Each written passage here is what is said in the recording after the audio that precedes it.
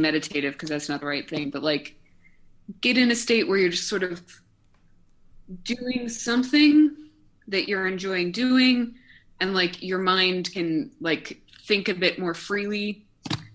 So that's how I quilt, and that's part of the reason I like quilting, is to get in that little state of not overanalyzing everything I'm doing, but still feel like good, like I'm being creative, I'm making something new. I guess that is what I would say my philosophy of it is. That's very cool. Well, this has been super fun. Will you send me pictures of your quilts so people can see what you do? Absolutely. Awesome. Well, this is awesome. We're at the beginning of the project, so if you have any ideas or want to come on and chat some more, let me know. And then if you are interested, also we have a Facebook page now, JustWannaQuilt. So join our Facebook page. The goal of it is to just to have a place if you find something interesting or just want to comment on something or post something. It's a small group. It's not like we're not going for like thousands of people. It really is. We're not. If it gets that way, that's fine. But I think there's 21 of us, so it's not. I think some of those are like family that were like, okay, we'll join for your, just so it's not pathetic. But if you see things that are really cool or you want to post on stuff, I'm really trying to get a sense of the quilting industry and why people quilt, like why regular people like you and me quilt, why fancy people quilt. So I'm really trying to get a sense of sort of what that is. And then for my part of it, obviously, I'm really curious about the intellectual property issues, which we haven't really talked about. I guess we should do that really quickly. But, do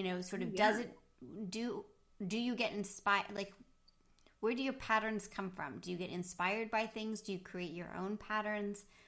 Do you take, like you're talking about log cabin, do you take basic building blocks and sort of where does your inspiration or where do your patterns come from? Well, so I am by no means like a genius level quilter who can just be like, I have this pile of fabric and a vision. I want to make, a quilt looks like a tree, and so I'm just going to do it. I'm not that clever, or I haven't done it yet. I guess we'll put it that way.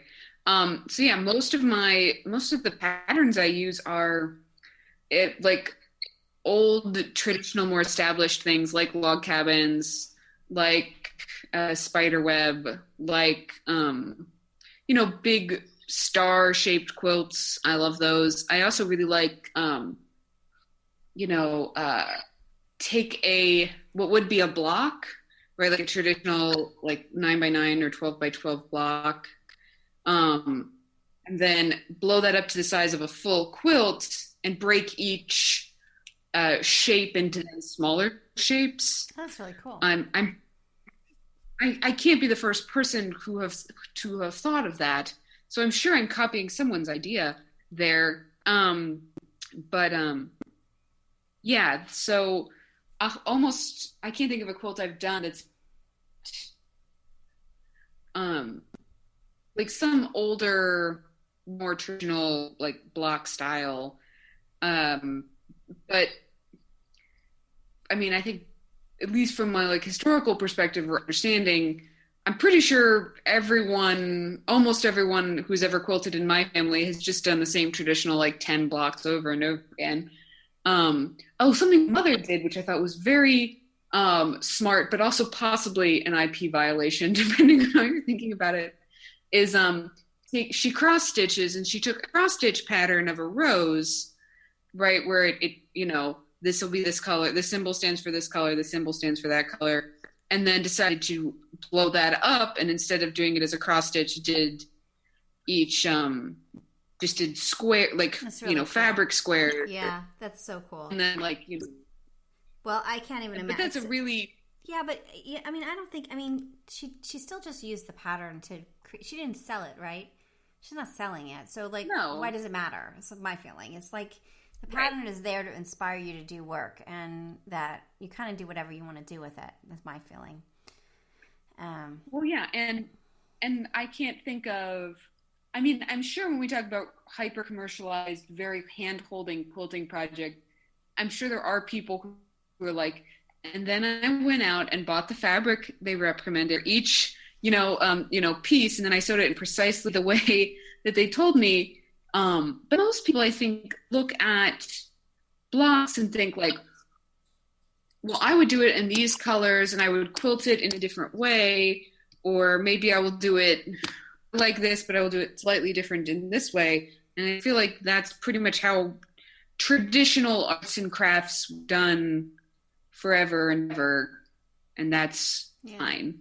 It's so funny. I totally want to like I have to have, I have to find somebody who does like brain stuff to come on, because I find like what you're talking about is like, why do certain people follow the pattern and they're really good at following the pattern, and then others are like, I see it, but I'm doing it my own way, or like I'm starting to follow a pattern, but then I kind of decide I'm gonna do something else. But it's confidence and creativity and all kinds of other stuff. But I always wonder if like the brain thing, like I was doing something yesterday, so I'm testing out all these people are sending patterns, and I'm sort of experiencing them.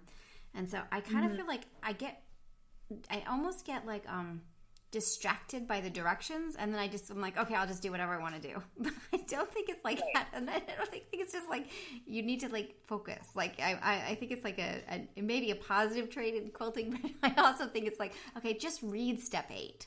Like you don't have to go do something else.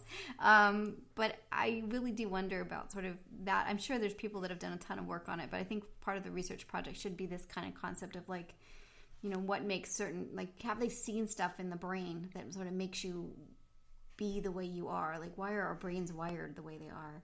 It'd be really interesting, To some degree, it is probably just a combination of comfort and then exposure, right? Like, like how comfortable you are with sewing and like the language of the instructions or whatnot.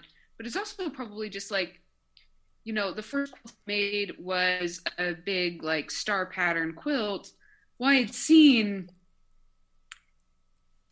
3 or 4 dozen of those in my life. Yeah. So the idea of like following instructions on colors or in what like how I should put it together or how I should quilt it was something I could opt to do. Like my mother was like, don't go crazy with the quilting. Just do it in the ditch. Like you've already spent a year piecing it. Just do it.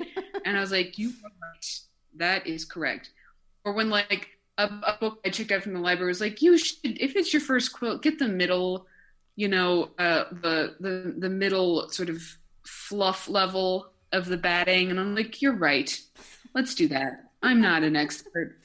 But I think if you'd seen 20, 30, 40 odd quilts in your life and like, hey, they can be all sorts of like color combinations or you can mix and match like the size of your blocks or whatnot, versus like you've seen 2 quilts in your life, you really know you want to make one, then like you're just like, well, the goal is just making one. Yeah. I'll think about how to do it in a fun way later, maybe. I think that has to be part of it, where you just know that like quilts are made like this, and that might be just all you know about it. Yeah, it's interesting. And then I forgot to ask you, how much do you look online? Do you use Pinterest? Do you get inspired by stuff you see online? Like, do you go searching for inspiration, or do you sort of have an idea of what you want to do and you just sort of do it yourself kind of thing? I definitely have a Pinterest board of quilt patterns.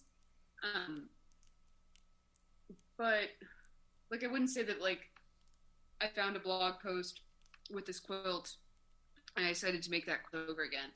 I just do keep a general like a board of images, so that the next, when I'm finished with this in a year, I'll have some idea of like, well, what was I thinking about for the next one?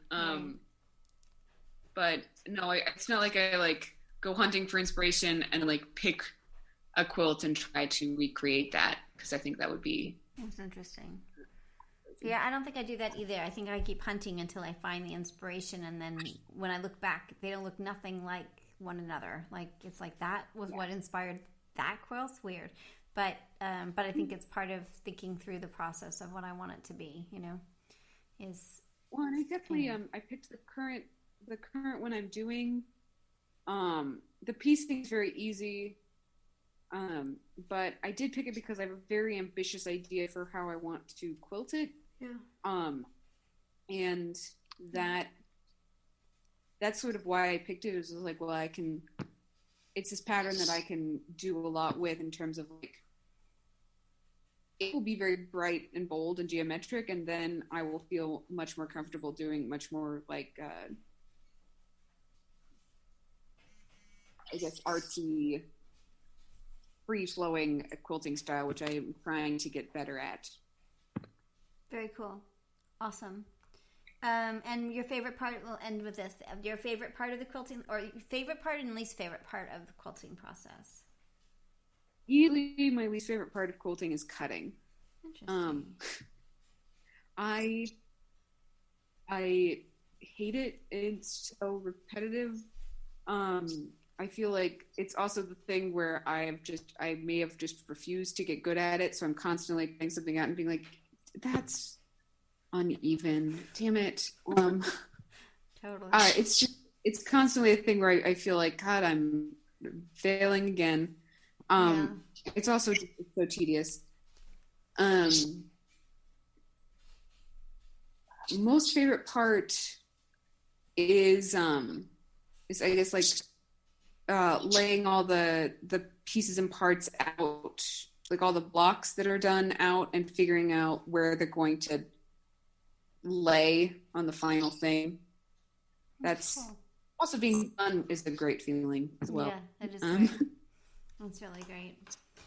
Well, Liz, thank you so much for all this time. It's really fun. It's nice chatting with you. It really is. And yes. Send me send me a little bio so that I can add that. You'll have a page that has your info of who you are, and a few pictures. And we'll be starting to air them in January, and then they'll run through probably April.